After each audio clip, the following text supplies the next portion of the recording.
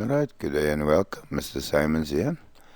In this lesson, we'll be solving theorem 2 problems. Angle at center equal 2 times angle at circumference. So let's start with problem number 1. This is what I hope that to improve your understanding. So number 1, they say solve for x, given that O is the center. So O there is the center, A is by the circumference, B and C. Right, so first thing I should note, these two lines, or the vertex A, is formed by BA and AC. I hope you see that, right? So angle X rests or subtended by that arc BC. No? Same thing with O. If I go back, OC and OB there, you see, it's also subtended by arc BC.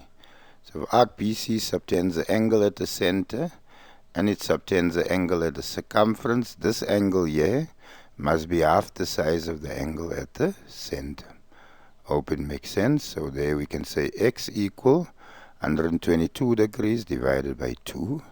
My reasoning according to theorem 2, angle at center equal 2 times angle at circumference, and x equals 61 degrees. So I said the x and BOC are both subtended by the arc BC. So BC forms angle X and BC forms angle O. So because they subtended by the same arc, angle at center equals 2 times angle at circumference. Alright, let's look at the second way we can test theorem 2. So solve for x and y given O is the center. So again, I have A, B and BC. Sorry, the C didn't come out properly. Try to throw it in. Then I have AOC, which is 214 degrees, and I have ADC, which is y. So if I take at angle y and I want to solve for angle y, if I go back, that's DC and that is DA. So that whole angle is subtended by this arc AC. I hope you see that.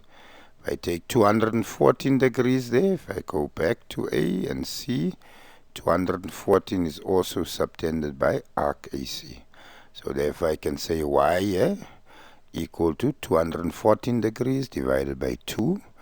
Angle at center equal 2 times angle at circumference.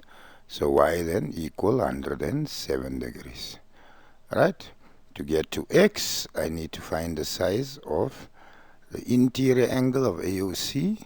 So I assume you remember angles around a point or revolution is 360 degrees. So I can say AOC 360 minus 214 degrees revolution, sometimes just written as rev, will give me 146 degrees. So this angle here, if it's 146, if I go back to A and to C, which forms that angle, it's subtended by this arc AC on the bottom part.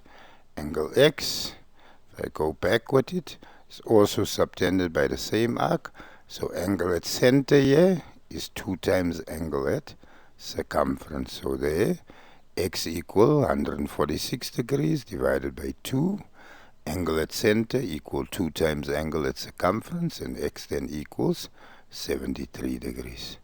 Right, so hope you follow and understand. Right, now third way we try to test theorem 3. Solve for x given O is the center. So you can see the drawing is slightly different. So O is the center, ignoring other theorems that we will still get to.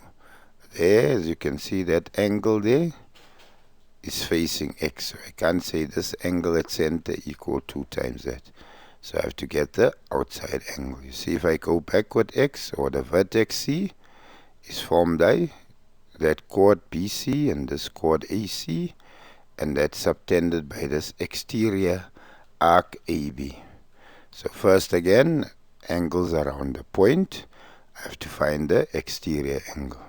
So exterior AOB would be 360 minus the 112 revolution, gives me 248 degrees. So the outside is 248, the inside here must be half of 248, so x equal 248 divided by 2. Angle at center equal 2 times angle at circumference, and x then equal 124 degrees. Right, and then there's a fourth way we change this drawing, trying to catch you out. That's where I'm going to now. If you enjoy and understand, please subscribe. Alright, so here in the fourth problem, we're solving x, y, and z, given that O is the center. You can see the drawing there forms like a small bow tie. No? So this one tends to catch out learners a lot, but yeah, you're smarter than that. So number one, O is the center. AO is parallel to BC, as you can see that arrow, and that arrow indicates that they're parallel. If we go with the parallel lines, you see they form a Z. So that means 68 and x must be alternating.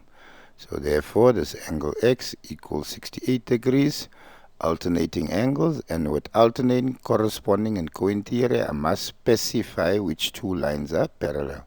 So OA there is parallel to PC, meaning they have the same amount of space between them. Right?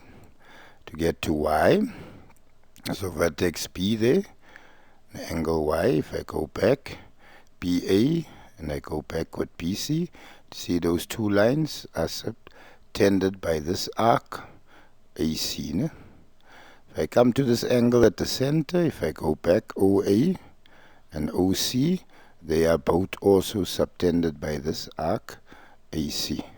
So if AC subtends 68 at the center and y at the circumference, I can then say that y equal 68 divided by 2, angle at center must be 2 times angle at circumference according to theorem 2. So y then equal 34 degrees.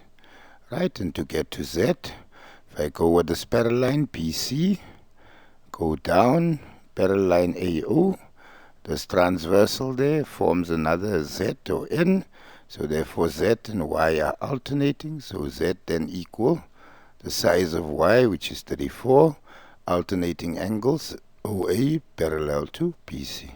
Hope you enjoyed the lesson. This is just to show you the different ways we test theorem 2. Alright, continue practicing. Wish you nothing but the best. Bye.